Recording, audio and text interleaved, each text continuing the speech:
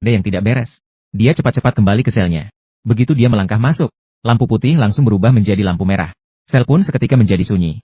Ando hanya bisa tidur dengan cemas. Siapa sangka, di tengah malam, seorang narapidana berdiri di tepi sel. Beberapa detik kemudian, Ando terbangun oleh jeritan yang mengerikan. Dia segera mengintip untuk memeriksa situasi.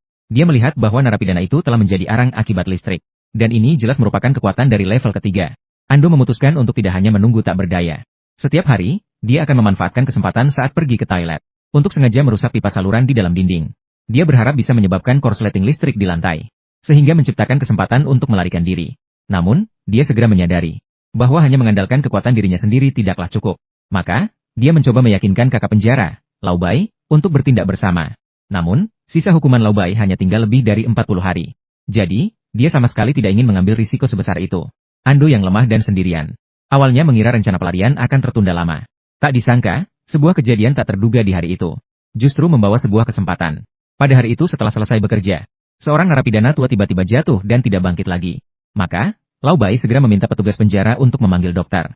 Setelah melakukan pemeriksaan, dokter menemukan bahwa pria tua itu telah mengalami stroke berat. Kondisi medis di penjara sangat sederhana.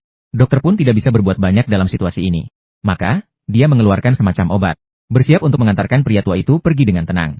Lao Bai segera berkata bahwa pria tua itu bisa keluar penjara minggu depan. Memohon kepada dokter untuk berusaha menyelamatkannya.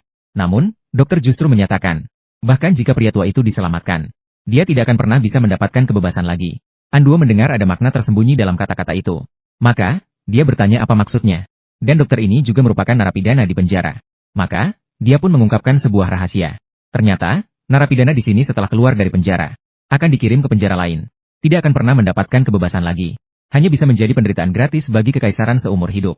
Setelah mengetahui fakta kejam ini, Ando sekali lagi membujuk Lauzi untuk melarikan diri bersama. Dan besok adalah kesempatan yang sangat baik. Karena petugas penjara akan membawa narapidana baru ke penjara.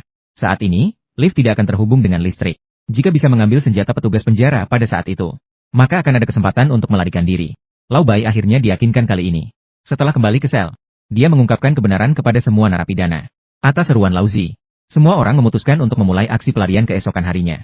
Ando berpura-pura pergi ke toilet seperti biasa, mulai memotong pipa saluran air. Setelah beberapa usaha, pipa akhirnya terputus. Sejumlah besar air memancar keluar, mengalir ke atas lantai. Dan saat itu petugas penjara juga datang dengan narapidana baru. Melihat lift perlahan-lahan turun, Ando memberi isyarat kepada rekan-rekannya. Dua narapidana langsung mengerti. Segera berpura-pura bertengkar.